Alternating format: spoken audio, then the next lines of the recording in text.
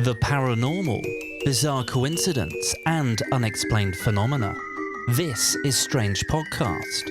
Here we explore the unusual, the unknown, and just about everything that can be described as strange.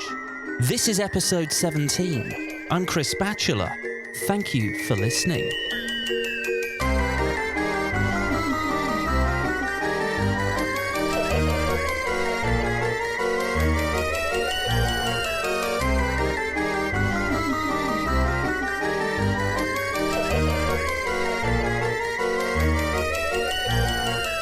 Back in March 2017, listener Yolanda contacted me.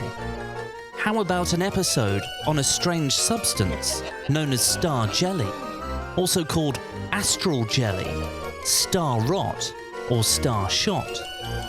Well, I'd never heard of this mysterious gloop, so decided to do a bit of research. This episode focuses on what little we know about so-called star jelly, which many believe to be an extraterrestrial substance deposited after meteor showers and even UFO encounters.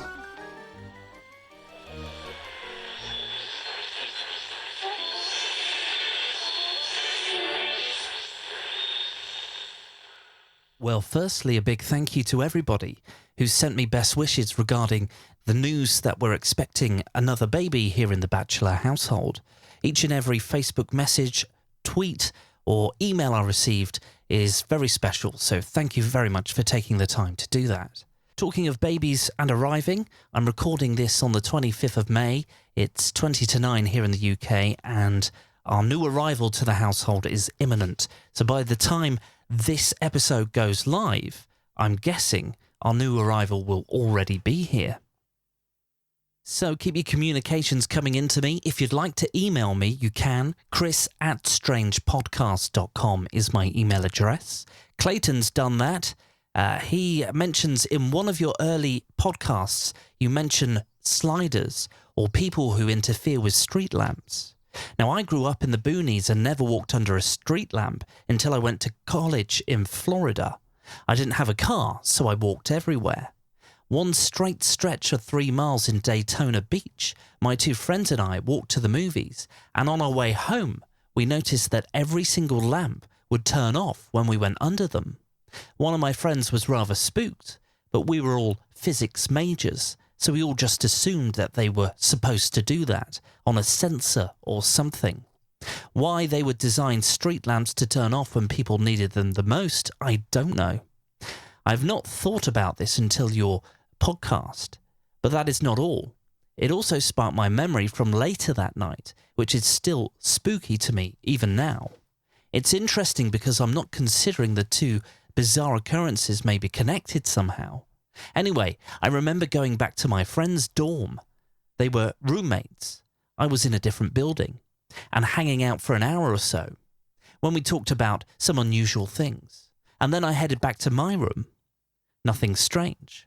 The strangeness came when the next day I asked about a specific from our conversation in their dorm room the night before.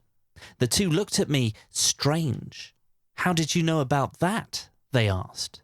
Now I'm all confused. What do you mean we just talked about it last night?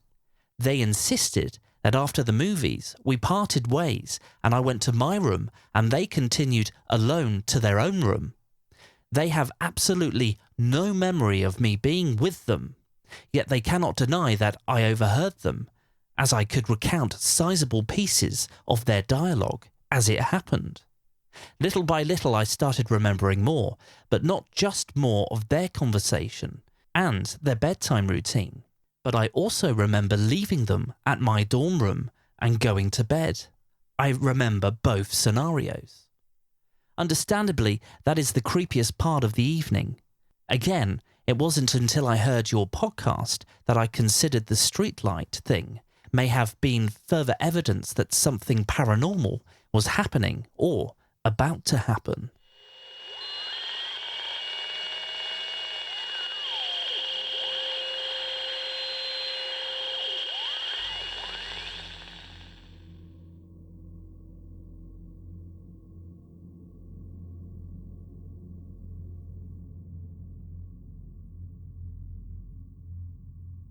discoveries of an unexplained substance known today as star jelly is nothing new.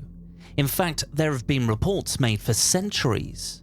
John of Gaddesden, who lived from 1280 to 1361, mentions Stella Terrae, which is Latin for star of the earth or earth star, in his medical writings, describing it as a certain mucosilaginous substance lying upon the earth, and suggesting that it might be used to treat abscesses. A 14th century Latin medical glossary has an entry for ugolo, described as a certain fatty substance emitted from the earth that is commonly called a star which has fallen. To describe what this stuff looks like is quite difficult, as pictures of it in various environments seem to have subtle differences. But imagine what a mini beach jellyfish would look like, laid over trees, plants and grass. Now, if you're struggling to picture that, I've put some examples on our website. Just head over to strangepodcast.com/episode 17. So where and when has star jelly landed? In 1950, 4 Philadelphia, Pennsylvania policemen reported the discovery of a domed disc of quivering jelly, 6 feet in diameter, 1 foot thick at the center, and an inch or 2 near the edges. When they tried to pick it up, it dissolved into an odorless, sticky scum. This incident inspired the 1958 movie, The Blob. In December 1983, greyish-white oily gelatin fell on North Reading, Massachusetts. Thomas Grinley reported finding it on his lawn, on the streets and sidewalks, and dripping from gas station pumps. On the evening of November the 3rd, 1996, a meteor was reported flashing across the sky of Kempton, Tasmania, just outside Hobart. The next morning, white translucent slime was reportedly discovered on the lawns and sidewalks of the town. There have been some theories that suggest this strange substance is in fact quite domestic and nothing to do with extraterrestrial activity at all. Some suggest it's a rare fungus known as jelly fungus. However, this would only be possible for the star jelly samples that are found on decaying trees, as that's where jelly fungus grows.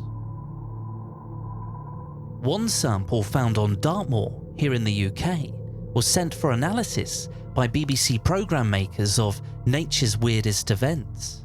That sample was found to be the remains of a frog, brought onto the moor by a blackbird. This may be a correct conclusion for this instance, but what about star jelly sites that cover a vast area? You can watch this episode of the BBC's Nature's Weirdest Events at strangepodcast.com/episode 17. So, is star jelly harmless? Or has there ever been any consequences for coming into contact with it? Let me take you to Oakville, Washington. It's 3 a.m. on August the 7th, 1994.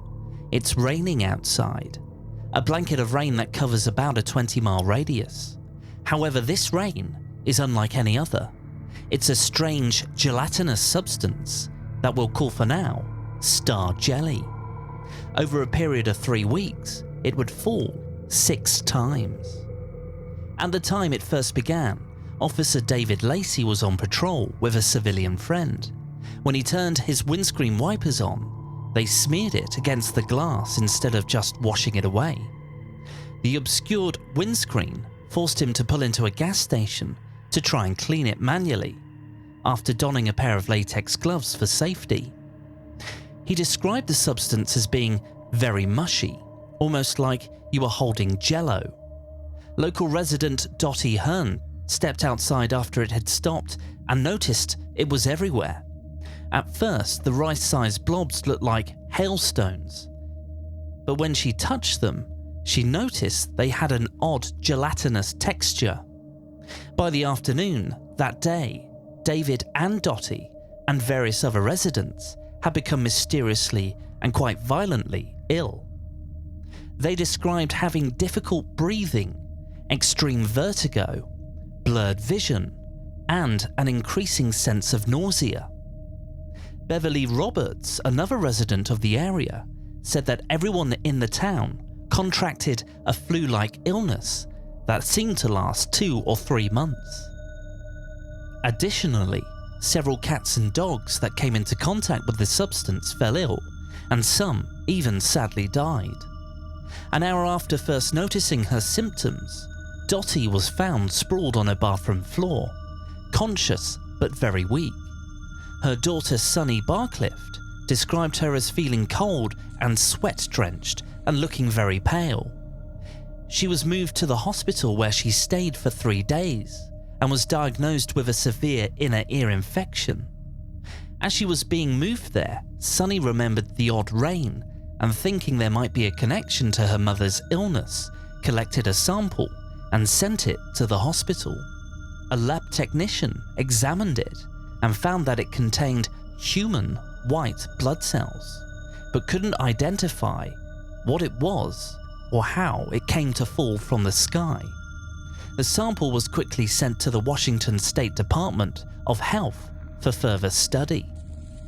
Mike McDowell, a microbiologist at the department, noted that it was teeming with 2 species of bacteria, one which lives in the human digestive system. Because of his findings, it was initially speculated to be human waste from an aeroplane, but Federal Aviation Administration regulations require that to be dyed blue, whilst this substance was perfectly clear. Furthermore, regulations forbid pilots from releasing this so-called blue ice in mid-flight. Nearly a year after Dottie fell ill, she mailed a sample she had stowed away in her freezer to AM Test Laboratories, a private research lab. There, while analysing it, Tim Davis, another microbiologist, believed he saw a eurotic cell, a complex nucleus containing cells that are present in most living creatures. This meant that the substance is or had been alive. One theory as to its origins was that one of the military's naval bombing runs at sea had accidentally destroyed a school of jellyfish and sent their pieces flying into the atmosphere, where they settled in Oakville, 50 miles inland. The distance that the parts would have to travel, the number of times it fell, and the lack of any rotting smell put this theory in doubt by most Oakville residents. While the Air Force confirms that they were dropping practice bombs over the Pacific Ocean in August 1994, they deny knowledge of the substance or any involvement in creating or dispersing it. Some of the locals of Oakville are skeptical of this. Prior to it, many residents noticed a significant, almost daily amount of slow-moving military aircraft in the skies above their town. Some believe Oakville was the site of a military experiment designed to test a new biological weapon or to test the possible damage a biological attack on US soil could do. No samples of the substance exist today.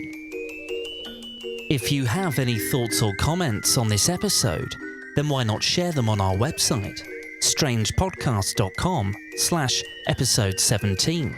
You can also find us on Facebook and Twitter. Until next time, thank you for listening.